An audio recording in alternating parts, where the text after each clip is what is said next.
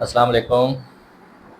उम्मीद है आप सब खैरियत से होंगे, अच्छी खुशहाल सेहतमंद ज़िंदगी गुजार रहे होंगे। गपशप के साथ आपका मेज़बान आपके सामने आज दोबारा हाजिर है। हल्की फुल्की गपशप करते हैं आपके साथ। जैसा कि आपको पहले बताया था कि इस गपशप का मकसद माशरे में पॉजिटिविटी लेकर आना है। हमारे जो खून में, हमारी रगों में जो नेगेटिविटी रच बस गई है, उसको हमने निकाल के बाहर फेंकना है। हमने पॉजिटिविटी की तरफ चलना है और अपने बच्चों को, अपनी नौजवान नस्ल को भी पॉजिटिविटी की तरफ लेकर आना है। वीडियो को लाइक किया करें, चैनल को सब्सक्राइब कर लें ताकि मज़ीद आपको अच्छी अच्छी वीडियोस मिलती रहें। तो आज थोड़ी सी बच्चों के रिलेटेड बात करूँगा।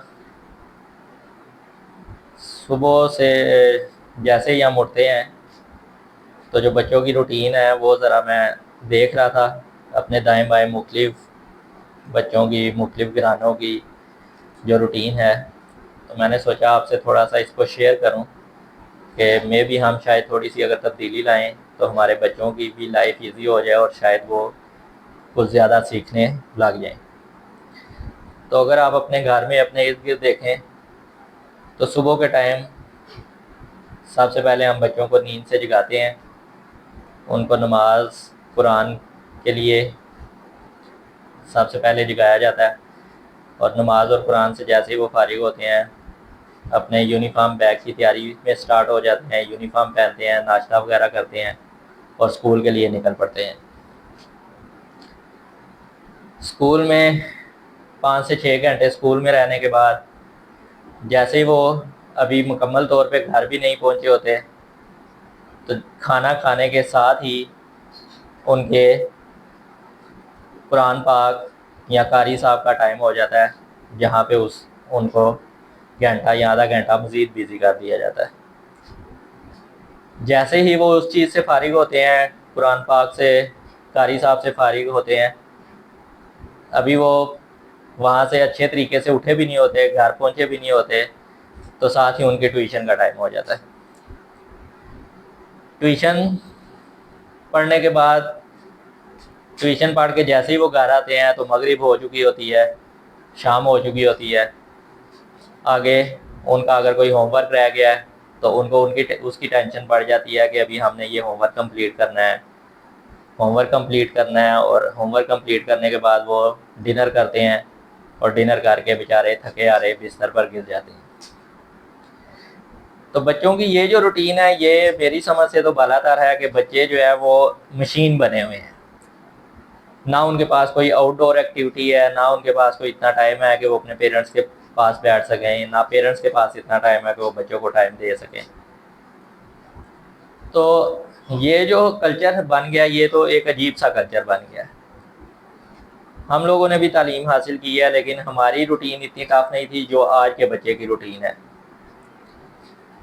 तो कोशिश करें कि बच्चे को ये जो मशीन हमने बनाया हुआ है इसमें से थोड़ा सा उसको बाहर निकालें, उसको घंटा डेढ़ घंटा आउटडोर एक्टिविटी के लिए दें, कोई आधा घंटा उसे अपने पास बिठाएं, अपने एक्सपीरियंस उसके साथ शेयर करें ताकि आपके साथ उसकी कुर्बत जो है वो बढ़े।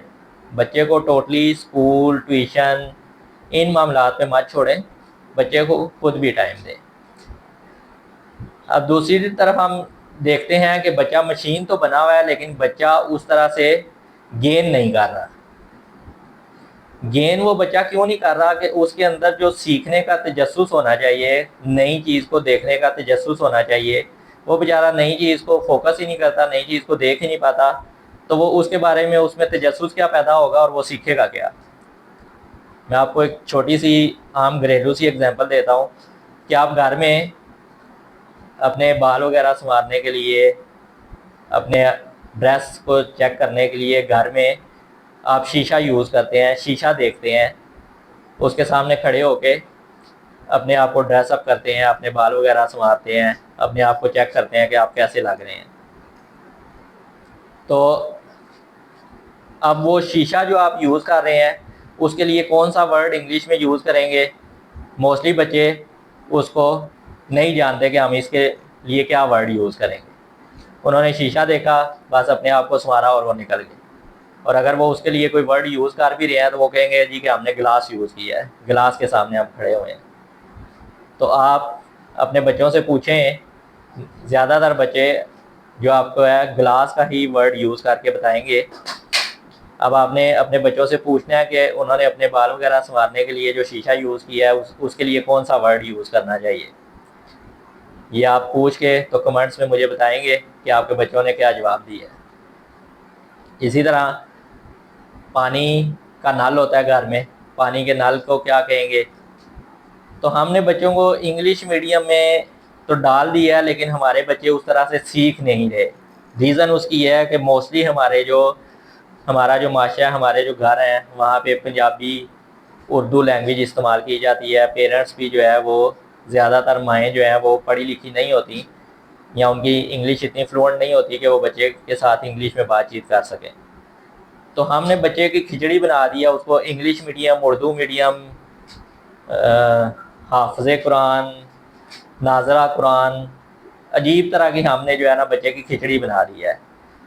تو سب سے پہلے تو بچے کا فوکس سیٹ کریں، بچے کا گول سیٹ کریں کہ آپ بچے کو بنانا کیا چاہ رہے ہیں۔ بچے کو کھچڑی مت بنائیں، بچے پہ تھوڑا سا رحم کریں تاکہ بچہ جو ہے وہ ایک مفید شہری بن سکے، ایک اچھا نوجوان بن سکے۔ تو امید ہے کہ آپ کو میری یہ تھوڑی سی باتیں پسند آئی ہوں گی۔ اپنے ارد گرد نظر رکھیں، اپنے بچوں پہ نظر رکھیں، اپنے بچوں کو ٹائم دیں، اور کوشش کریں کہ آپ کے بچے آپ کے ساتھ زیادہ وقت گزاریں، نہ کہ وہ اپنے ٹیچرز، ٹیوٹرز اور باہر کے لوگوں کے ساتھ زیادہ وقت گزاریں۔ جتنا وہ آپ کے ساتھ اچھا وقت گزاریں گے وہی ان کے لیے پازیٹیو اور اچھا جو ہے وہ وقت ہوگا، اور ان کی شخصیت کو اچھے سے نکھارے گا۔ تو امید ہے آپ کو میری ویڈیو پسند آئی ہوگی۔ میرے چینل کو سبسکرائب کریں، لائک کریں، ویڈیو کو شیئر کریں، اور اپنا فیڈ بیک لازمی دیں۔ شکریہ، جزاک اللہ۔ اللہ تعالیٰ آپ کو آسانیاں عطا فرمائے اور آسانیاں بانٹنے کا شرف عطا فرمائے۔ بہت شکریہ، اللہ حافظ۔